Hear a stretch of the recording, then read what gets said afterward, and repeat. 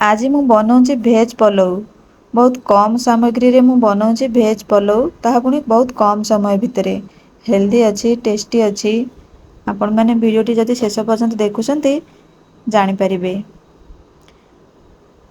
ଏଠି ପଲଉ ବନେଇବା ଲାଗି ମୁଁ ନେଇଯାଇଛି କାଜୁ, ସୋୟାବିନ, ଗାଜର, ମଟର। ପ୍ରଥମେ ଚାଉଳଟାକୁ ମୁଁ ପାଣିରେ ଭିଜେଇ ଦେଉଛି। ତାକୁ 2-3 ଥର ମୁଁ ଧୋଇ ଦେଉଛି। ତାକୁ ବେଶୀ ରଗଡ଼ି ରଗଡ଼ିକିରି ଧୋଇବେନି, ନହେଲେ ଚାଉଳ ଭାଙ୍ଗିଯିବ। ଚାଉଳ ଭାଙ୍ଗିଗଲେ ଆମର ଭାତଟା ଭଲ ହେବନି।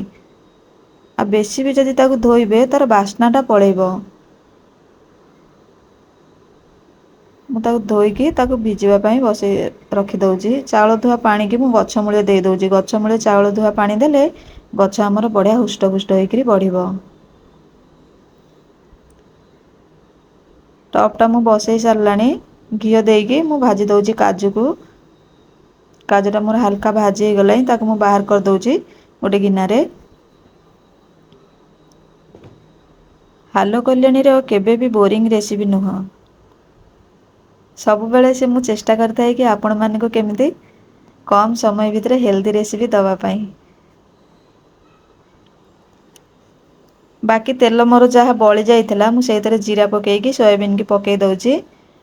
ଗାଜର ମଟରକୁ ମୁଁ ଏକା ସାଙ୍ଗରେ ବି ପକେଇ ଦେଉଛି। ତାକୁ କମ୍ ସମୟ ପାଇଁ ଭାଜିବା, ଭାଜିଲେ ଆମର ଟେଷ୍ଟ ଭଲ ଆସିବ।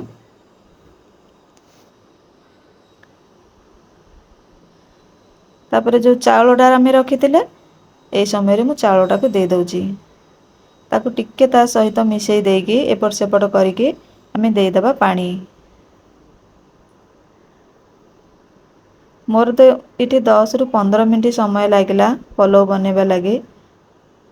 ଏଠି ମୁଁ ଲୁଣ ଦେଇ ଦେଉଛି ସ୍ୱାଦ ଅନୁସାରେ।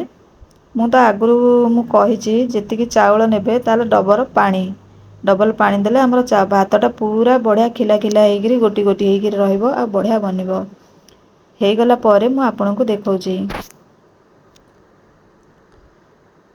ମୁଁ ଭୁଲି ଯାଇଥିଲି ତେଜପତ୍ର, ଅନ୍ନପୂର୍ଣ୍ଣା ପତ୍ର ପକାଇବା ଲାଗି। ଅନ୍ନପୂର୍ଣ୍ଣା ପତ୍ର ଆପଣମାନେ ନିହାତି ପକାଇବେ। ତାର ଯେଉଁ ବାସ୍ନା ଘର ପୁରା ମହକି ଉଠିବ। ଦେଖନ୍ତୁ ଫାଇନାଲ୍ ଲୁକ୍ଟା ଆପଣମାନେ ଦେଖିକି ହିଁ ଜାଣିପାରୁଥିବେ। ମୁଁ ଚୁଲିରେ ବନଉଥିଲି, କିନ୍ତୁ ଏତେ ବଢ଼ିଆ ହେଇଛି ମୋତେ ଦେଖିକିରି ତ ବଢ଼ିଆ ଖୁସି ଲାଗିଲା। ପ୍ରଥମ ଥର ମୁଁ ଆଜି ପଲଉ ବନଉଛି ଚୁଲିରେ। ଲାଷ୍ଟରେ ମୁଁ ଦେଇ ଦେଉଛି ଯେଉଁ ଭାଜିକି ରଖିଥିଲି କାଜୁଟା ଆଉ ଧନିଆ ପତ୍ର। ରେଡ଼ି ହେଇଗଲା ଆମର ଭେଜ୍ ପଲଉ। ଆଜି ମୁଁ ମୋ ଷ୍ଟାଇଲରେ ବନେଇଛି ଭେଜ୍ ପଲଉ। ଆପଣଙ୍କୁ ଭିଡ଼ିଓଟି ଭଲ ଲାଗିଥିବ। ଭଲ ଲାଗିଲେ ଲାଇକ୍ କରିବେ। ମୋ ଚ୍ୟାନେଲରେ ନୂଆ ଥିଲେ ଯାହା ବି ହେଲେ ସବସ୍କ୍ରାଇବ୍ କରିବେ।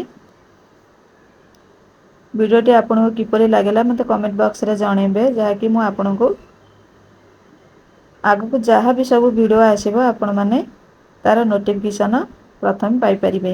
ଭେଜ୍ ପଲଉ ସହିତ ମୁଁ କରିଛି ଡାଲମା, ଖଟା। ମୋର ପୂର୍ବ ଭିଡ଼ିଓରେ ବି ମୁଁ ଆପଣମାନଙ୍କୁ କହିଥିଲି ଡାଲମାର ରେସିପିଟା ମୁଁ ଦେଇଛି। ପୂର୍ବ ଭିଡ଼ିଓ ଆପଣମାନେ ଦେଖିଲେଣି କି ନାହିଁ।